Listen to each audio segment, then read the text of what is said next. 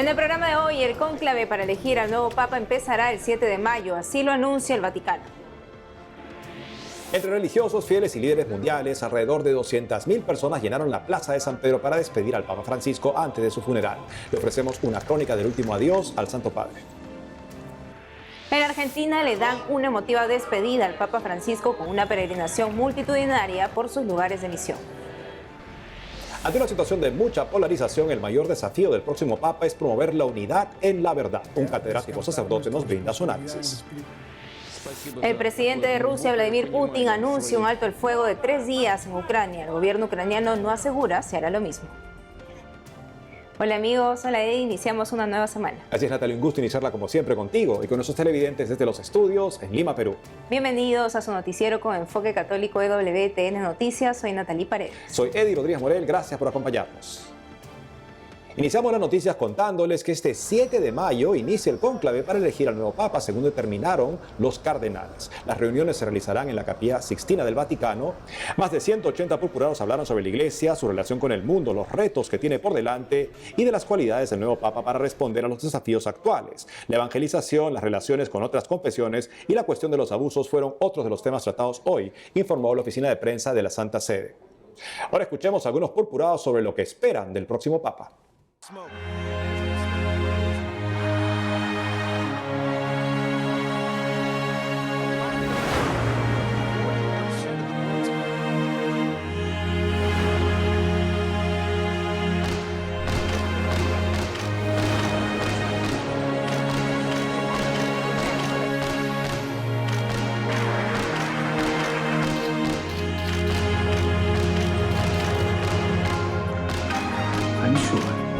Las quiero mucho.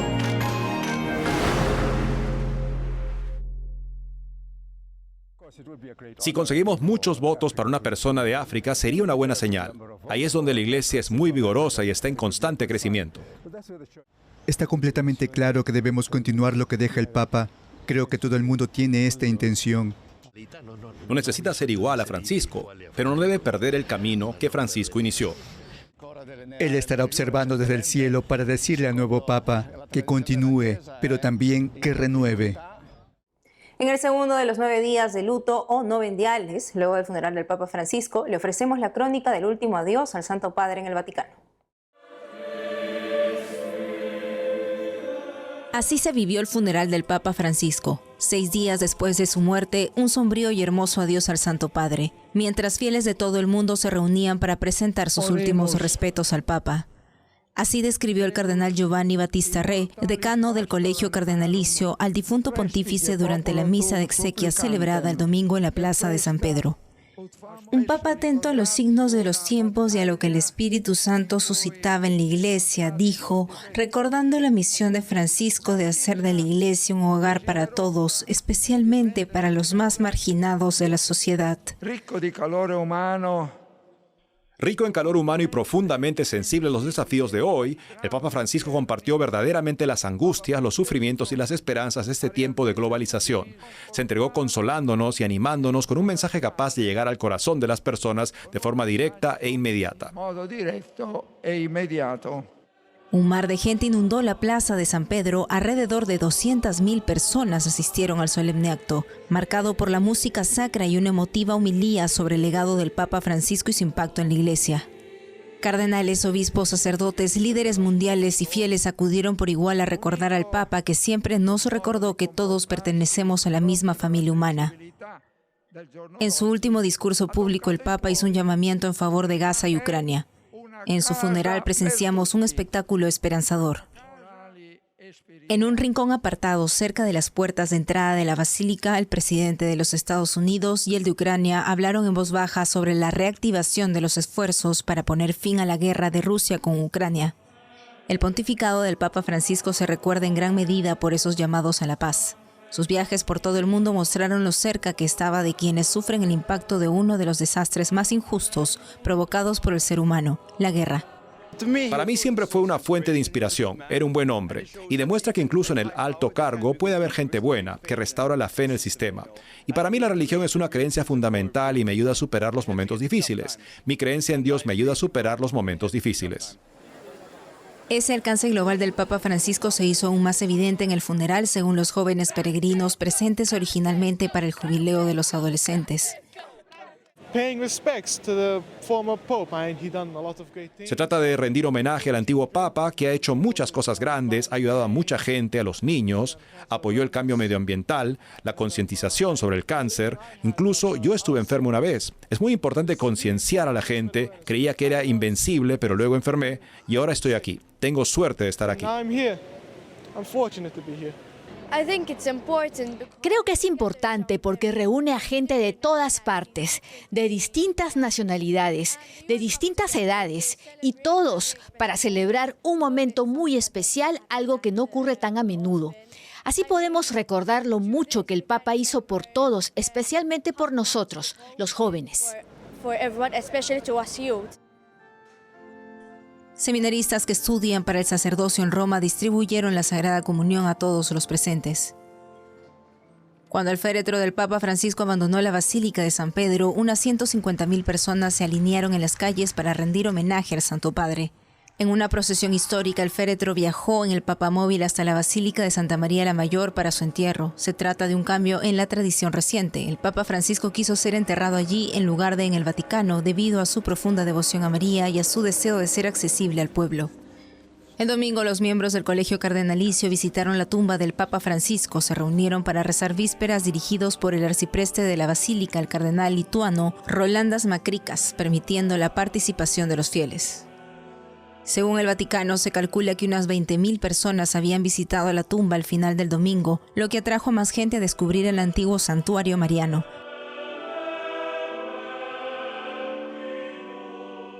Los argentinos presentes en Roma se reunieron en la Iglesia Nacional Argentina para rezar por el alma del Papa Francisco. Nuestro corresponsal Matías Boca también estuvo ahí. Veamos. Obispos, sacerdotes, cardenales y todo el pueblo fiel de Dios de la República Argentina celebrando esta misa por el eterno descanso del Papa Francisco. Santa Misa, celebrada por el presidente de la Conferencia Episcopal Argentina, Monseñor Marcelo Colombo. Testimonios, imágenes, EWTN Noticias presente aquí en Roma de forma exclusiva. Sí, fue un encuentro verdaderamente de hermanos aquí en la Iglesia Argentina en Roma. Es la casa de oración para tantos argentinos. Gracias, Francisco, tu ejemplo, tu vocación, tu alegría, tu cercanía nos hablan del amor incondicional de Dios por el hombre. Los argentinos todavía, ojalá, nos demos cuenta que lo desaprovechamos bastante. Sobre todo los soberbios, que a veces somos nosotros. Los sencillos, en cambio, siempre lo disfrutaron. Ver a tanta gente despidiéndolo, tantas manifestaciones de amor, de cariño, tanto llanto, nos hace pensar, hay un mundo que está huérfano. Nadie quiere ser padre. Y es la invitación a hacernos padres de la vida, hacernos padres del dolor, hacernos padres de los chicos, los que no quieren ser padres, hacernos padres de los adolescentes, hacernos padres de los ancianos, hacernos padres. Y lo nuestro es discernir, ¿no?, quién es la persona que nos va a guiar en los próximos años. Así que recemos mucho para que seamos dóciles al Espíritu Santo y podamos ver quién es la persona que va a estar al frente de la Iglesia. Y mientras en el Vaticano la gente y altos dignatarios se despedían del Papa, en Argentina sus compatriotas hicieron lo propio. Ahí estuvo Julieta Villar, periodista de Asiprensa, y nos contará. Gracias, Julieta, por estar con nosotros. ¿Cómo fue la despedida de los argentinos al Papa Francisco el sábado último? Hola Natalie, bueno, un gusto estar en comunicación con ustedes como siempre. Esta vez las circunstancias son un poquito más tristes, pero sí, como decías, estuvimos presentes el sábado en la despedida de toda la Iglesia de Buenos Aires al Papa Francisco. Desde muy temprano mucha gente se fue acercando a la Plaza de Mayo. La misa se celebró en la explanada de la Catedral Metropolitana. La presidió el arzobispo de Buenos Aires, Monseñor García Cuerva. Y la verdad que fue un momento súper emotivo para todos. En su homilía, el arzobispo mencionaba un poco el legado de Francisco en esto de su lucha contra los demonios de la actualidad, que son la guerra, la indiferencia y también su opción preferencial por los pobres. Nos llamó al compromiso de continuar con su legado mediante las obras y se lo vio muy emocionado. al expresar al cielo un perdón, gracias y te queremos mucho en nombre de todos los argentinos y de todos los porteños que estaban reunidos y que colmaron la Plaza de Mayo, esta plaza tan emblemática para los argentinos y lugar de encuentro de los acontecimientos históricos, y este no fue la excepción. La verdad que despedimos a un argentino muy, muy grande de nuestro tiempo. También hubo una caravana por los lugares de dolor, ¿no? ¿Nos podría describir al respecto? Sí, al finalizar la misa, bueno, primero se hizo un gesto del abrazo a Francisco alrededor de la Plaza de Mayo, del que participaron casi todas las personas que estaban ahí reunidas en la plaza, y luego convocado por los Hogares de Cristo, que es el dispositivo de prevención y atención de adicciones que está liderado por algunos de los sacerdotes de las villas y barrios populares. Se convocó a una marcha, a una peregrinación por los lugares de dolor, es decir, las periferias existenciales a las que se refería el Santo Padre, que tienen que ver con el hospital, la cárcel, la villa, la Plaza Constitución, donde cuando era cardenal de Buenos Aires, Jorge Bergoglio celebraba cada año allí una misa para los trabajadores y las personas que transitan por ese lugar. La verdad que fue una actividad súper colorida, pese a la tristeza del momento que se estaba viviendo, se pudo evidenciar la alegría de los argentinos por haber sido contemporáneos de un papa que estuvo siempre muy presente, pese a no haber venido físicamente a su país de visita.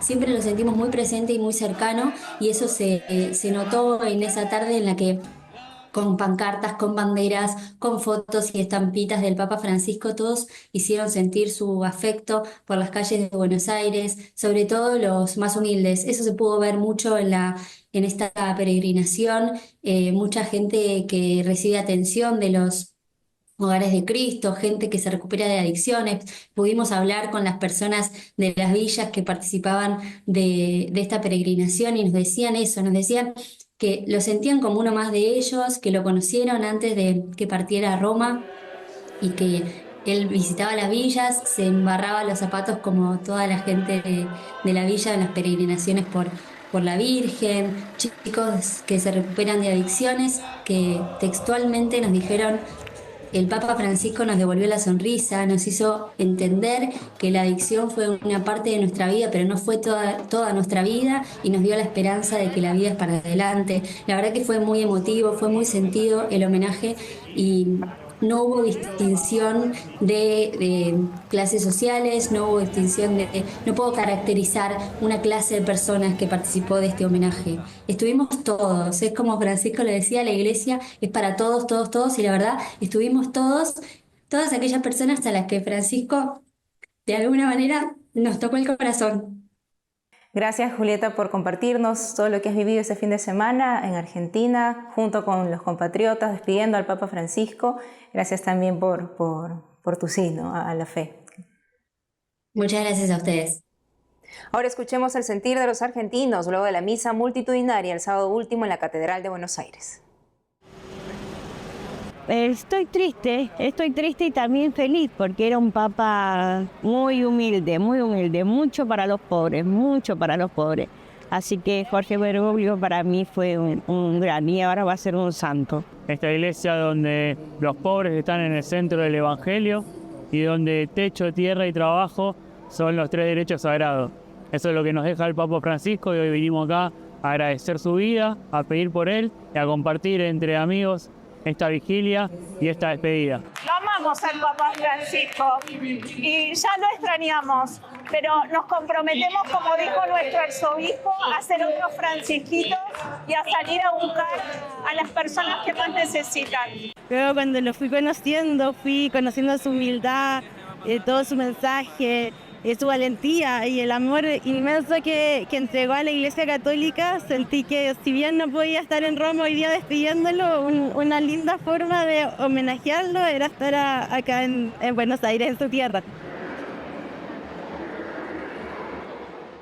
Antes de partir para Roma, al cardenal Dolan le preguntaron en un programa de noticias qué buscaría en un próximo papa, y él dijo: la fortaleza de Juan Pablo II, la profundidad teológica de Benedicto y el corazón de Francisco. Muchos cardenales en estos momentos se están preguntando justamente qué hombre podrá responder a los desafíos que le esperan al próximo papa como cabeza visible de la Iglesia. Y para poder entrar en ese tema también estamos con el padre Mario Arroyo. Él nos habla desde la Ciudad de México, es doctor en filosofía. Padre Mario Arroyo, bienvenido al programa. Muchas gracias, Eddie. Muy contento, como siempre, de estar en EWTN, más en estos momentos históricos de la Iglesia, donde nos preparamos, con la gracia de Dios, a recibir un nuevo Papa dentro de pocos días. Y despedimos con dolor de corazón a Francisco. Así es, Pater. Pater, ¿qué le parece a usted, no sé, el anhelo, la expectativa del cardenal Dolan? Parecería bastante acertada, no sé. La verdad es que el cardenal Dolan se lo está poniendo muy difícil al Espíritu Santo. Realmente, digo, obviamente sería maravilloso, ojalá que hubiera alguien así, ¿no?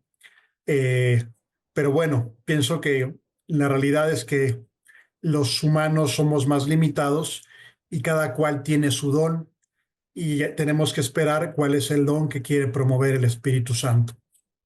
En efecto, una cosa, hablando del Espíritu Santo, le preguntaron al cardenal Ratzinger en el año 97, justamente eso, si el Espíritu Santo elegía al Papa. Y él respondió de una manera que bastante simpática, pero interesante, de que él no diría que elige al Papa, el Espíritu Santo, porque si no, habría elegido muchos papas que ciertamente jamás habría elegido en la historia.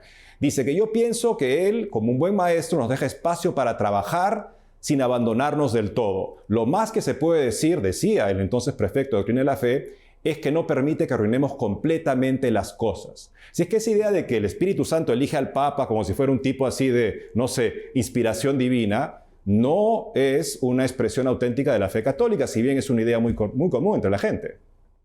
Sí, digamos que recuerdo la entrevista o ese comentario de Benedicto XVI antes de ser Papa, precisamente porque era como muy provocativo, ¿no? De forma que no podemos descartar nuestra responsabilidad en el Espíritu Santo. Pero pienso que, digamos que hay un espectro bastante amplio, ¿no? Podríamos caer, por ejemplo, como hace la película Cónclave, ¿no? En pensar que todo se reduce a un teje y maneje de fuerzas políticas dentro de la Iglesia, de intereses y del afán de algunos cardenales por tener el protagonismo y ser papas. Esa sería una visión quizá demasiado pegada a la tierra. Otra sería una visión quizá un tanto idealista, como lo mencionas tú, de pensar que el Espíritu Santo ilumina con una clarividencia, ¿no? Como si fuera al escritor sagrado al inspirarle la Biblia. No es una cuestión así como idealista, ¿no? De una clarividencia interna comunitaria, ¿no? Dentro de la Capilla Sixtina, pero del modo misterioso con el cual la providencia va guiando a la Iglesia y la historia del mundo, efectivamente la protege de que no vaya a ser elegido alguien que termine por destruir a la Iglesia, ¿no? Y Pater, entonces finalmente, ¿qué desafíos ve usted que enfrenta justamente el Papa que va a asumir las riendas en algunos días de la Iglesia? Si yo fuera cardenal, lo que pensaría es, necesitamos un Papa de unidad, un Papa de consenso, un Papa de comunión, porque si bien el legado de Francisco pues es maravilloso y el ejemplo de su vida es realmente conmovedor y edificante, también nos deja su pontificado una iglesia un tanto polarizada, ¿no? Yo la verdad es que no recuerdo, por lo menos en la historia reciente de la iglesia que se hayan dado, de grupos de cardenales que plantean dubias al Papa, ¿no? Como preocupados por el modo en el cual están tomando las cosas en la iglesia, ¿no? En el 2016 y en el 2023, diversos cardenales han planteado al Papa, repito, o sea, siempre en el entendimiento, es decir, o sea, yo quiero ayudar al Papa, pero tengo esta inquietud interior y yo como pastor de la iglesia me siento inclinado a plantearle esas preguntas al Papa. Las de 2016 Francisco no las respondió, las del 2023 sí las respondió, pero me parece que dibujan o transmiten una radiografía de una cierta tensión hacia adentro de la iglesia, ¿no? Que creo que se notará en el cónclave, ¿no? Entonces, pienso que, en mi opinión, ¿verdad?, que puede estar perfectamente equivocada, lo mejor para la iglesia ahora sería un candidato de unidad, una persona que pueda unir, con la que se puedan identificar, pues estos dos polos, estos dos grupos que hay dentro de la iglesia. Creo que en esa dirección también va la propuesta ideal del cardenal Dolan justamente para lo que él esperaría del cónclave. Creo que apunta justamente en esa dirección. Padre Mario Arroyo, gracias por haber estado con nosotros el día de hoy. Muchas gracias, Eddie, y pues unidos en oración estos días por la iglesia, especialmente encomendando al Papa que ha de venir. Que Dios los bendiga. Vamos a una pausa, pero al volver, miles de jóvenes de diferentes países colmaron la Plaza San Pedro por el Jubileo de la Esperanza. Adjudican a la providencia el aplazamiento de la canonización de Carlo Acutis, que les permitió despedirse de Francisco. El club argentino San Lorenzo de Almagro, del cual el Papa Francisco fue hincha, se despide del Santo Padre. Regresamos con más aquí en EWTN Noticias.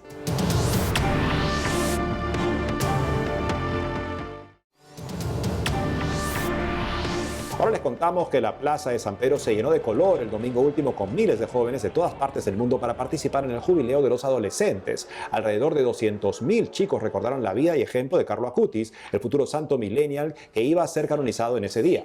La multitud rompió en un emotivo aplauso cuando el cardenal Parolin recordó en su homilía el legado del Papa Francisco. El jubileo de los adolescentes coincidió con la fiesta de la Divina Misericordia, que cumplió 25 años de aniversario y que fue instituida por San Juan Pablo II. Ahora escuchemos algunos testimonios de los participantes. Pues que se canceló y falleció el Papa Francisco, entonces hemos aprovechado el viaje, que ya lo teníamos pagado, para venir a ver el funeral y también para ganar el jubileo. ¿Y de qué forma os inspira Carlo Acutis en vuestra vida? Pues no sé, es que, a ver, o sea, yo creo que tener un santo tan joven como que nos ayuda a nosotras también a tener el objetivo de que no todas tenemos que ser como algo importante en la iglesia para ser santos. O sea, nos enseña un poco que todos podemos ser santos y nosotras que somos jóvenes, que siempre nos dicen como que somos como más rebeldes y tal, que también podemos ser santas.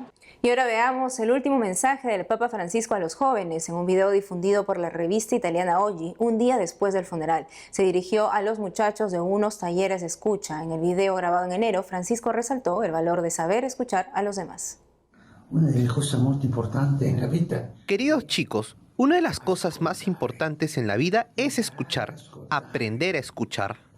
Cuando alguien te hable, espera que termine para comprender realmente y luego, si quieres, responde. Pero lo importante es escuchar.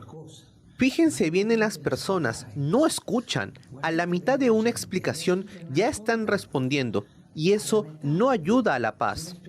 Escuchen. Escuchen mucho, escuchen a sus abuelos. Ellos nos enseñan tantas cosas. Ascoltate tanto. En declaraciones a EWTN, el arzobispo de Nueva York, cardenal Timothy Dolan, habló sobre aspectos esenciales que caracterizaron a los tres últimos papas. Además, indicó cómo hay que esperar al nuevo Santo Padre. Escuchemos. Siempre he pensado que el Papa Juan Pablo II revitalizó el alma del mundo. El alma estaba dolida, el alma estaba sedienta, estábamos cansados de mentiras, estábamos cansados de atrocidades, estábamos cansados de la degradación de la persona humana. Él renovó el alma. Benedicto, la mente, la fe y la razón, grandes aliados. Y el Papa Francisco me pareció que hablaba mucho del corazón. Recuerdo su primera vez en la ventana después de su elección. Supongo que todos pensábamos que habría alguna charla teológicamente erudita y habló sobre la ternura. La ternura. Tenemos un Dios que es tierno con nosotros y tenemos un Dios que quiere que seamos tiernos unos con otros. Habló desde el corazón. Así que necesitamos las tres cosas.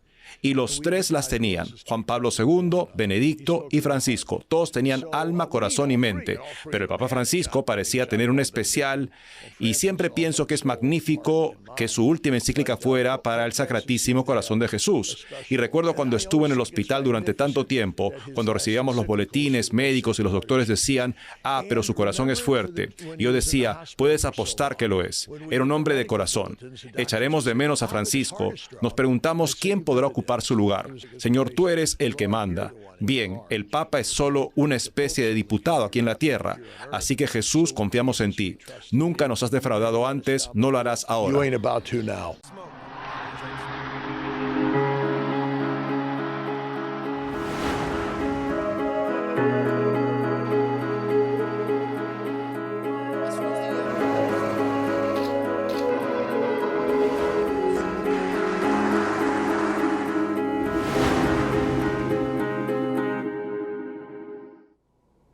Por otro lado, el presidente Vladimir Putin anunció un alto el fuego de 3 días en Ucrania entre el 8 y 11 de mayo. El gobierno ruso justificó su iniciativa unilateral al conmemorar en esas fechas el Día de la Victoria en que terminó la Segunda Guerra Mundial con la rendición de la Alemania nazi, informa la BBC. El gobierno ucraniano respondió más bien pidiendo un cese al fuego de al menos 30 días. Y hasta el cierre de ese noticiero, un apagón masivo en España y Portugal afecta a millones de personas. Los servicios ferroviarios, negocios y hasta las conexiones de Internet se vieron interrumpidos, según la BBC. Usuarios quedaron dentro de los trenes esperando que se restablezca el servicio. Varios hospitales tuvieron que parar hasta que se restableció el suministro eléctrico en algunas partes de España, según Europa Press. El presidente del Consejo Europeo y el primer ministro portugués dijeron que no había ningún indicio de un ciberataque, reporta BBC.